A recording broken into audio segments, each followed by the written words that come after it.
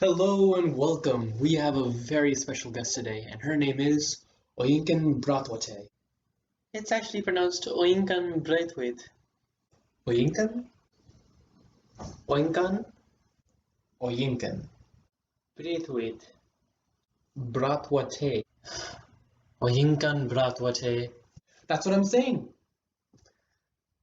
Sorry everyone, we have a very talented author here who has written two books. Would you mind telling us what they are? Well, there's My Sister the Serial Killer and My Sister the Serial Killer. Wow, what a captivating title. Now I hear this book is set in Lagos, Nigeria. Now, what made you choose this setting for the book? I'm actually from Lagos and spent most of my childhood there, so you could say the book's perspective is Nigerian. Fascinating. Now that brings up the question about culture. So what makes Nigerian culture different from all the other ones, let's say? And how is that portrayed in the book? Well, it is arguably very similar to American culture, but there are many traditions and social norms which are different. However, the book doesn't dwell upon them too much. If I had written the book in an American perspective, you wouldn't see much differences. But there would be some differences. Wouldn't there be? Yes, of course, such as the medical and judicial issues we see with Corey and Tade, and the names will be different. I actually spent a lot of my life in UK, and That's what influenced it, isn't it? you could say that. Well, that makes sense. The book wasn't too far off from American literature, and that's because you're from the UK. I do remember a line from the book that was around this topic. Yeah, go ahead. There's music blasting from Ayula's room.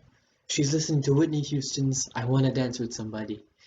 It would be more appropriate to play Brimo or Lord, something solemn or yearning, rather than the musical equivalents of a pack of M&Ms.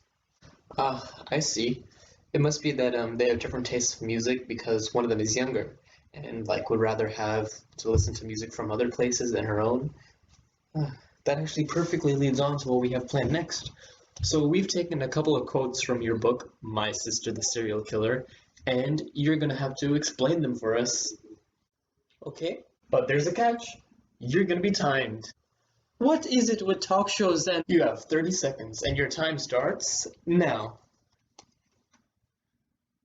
2 packets of pocket tissue, one 30 centiliter bottle of water, one first aid kit, one packet of wipes, one wallet, one tube of hand cream, one lip balm, one phone, one tampon, one rape whistle. Basically the essentials for every woman. Okay, in this quote, I describe the essentials for every woman when they are walking outside. Most of these are ordinary things women keep in their purses. And then there are self-defense items like pepper spray or rape whistles. Sexual assault statistics in America actually show that there's about 20% of women have been reported being sexually assaulted. In Nigeria, that is actually at 30%. So, Time is up. Time for the next quote. when I look at my mother, I'm looking at my future self, though I could not be any less like her if I tried. She is beached on the sofa in the downstairs living room, reading a Mills and Boon novel, a tale of the type of love she has never known.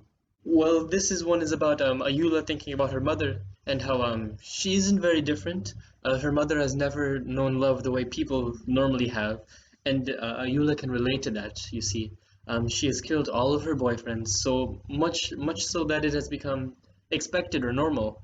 And love isn't a very. And that's time. For the final quote. Keep your hair long and glossy, or invest in good weaves. Cook for him, and send the food to his home and his office.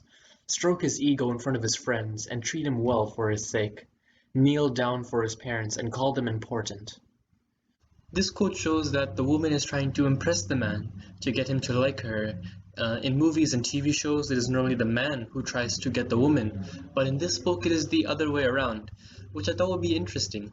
Time! I must say that is quite interesting to think about.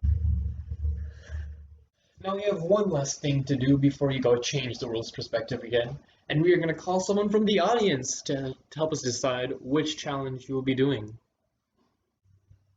Decide what? You with the Skechers. Your choices are animals, children, and the last one is a secret. What? I came here to talk about my literature.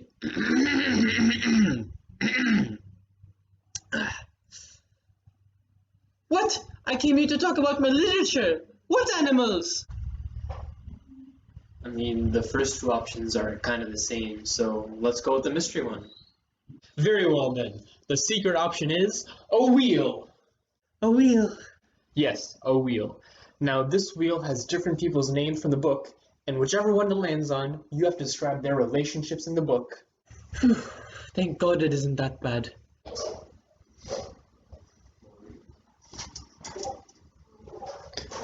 Kareed! Cory. Kareed. Tell us about Kareed. Okay. Coreed is the narrator of the book and Ayula's sister. Ayula is young and pretty and gets all of the guys when Coreed doesn't. Even though Ayula has killed many men, Coreed is still loyal to her. She can't survive without Ayula. So she helps her dispose of the bodies and keeps it a secret. Even after Tate is sent to prison, Coreed stays with her sister. And who is Tade in the story? Tate is Coreed's crush. He's a charming doctor who works with her, and later on in the book, he starts to fancy her sister, who has killed all of her boyfriends in the past. So Coreed tries to protect him, but as has happened in the past, she tries to kill him, but fails this time. He ends up injuring Ayula, and they've told the police. They tell the police that he has sexually abused them, and he ends up going to prison. And even after all of this, Coreed is still loyal to Ayula. She's quite the character, isn't she? Yes, indeed.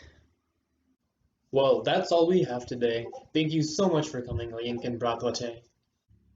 My pleasure. And thank you all for watching. Goodbye now.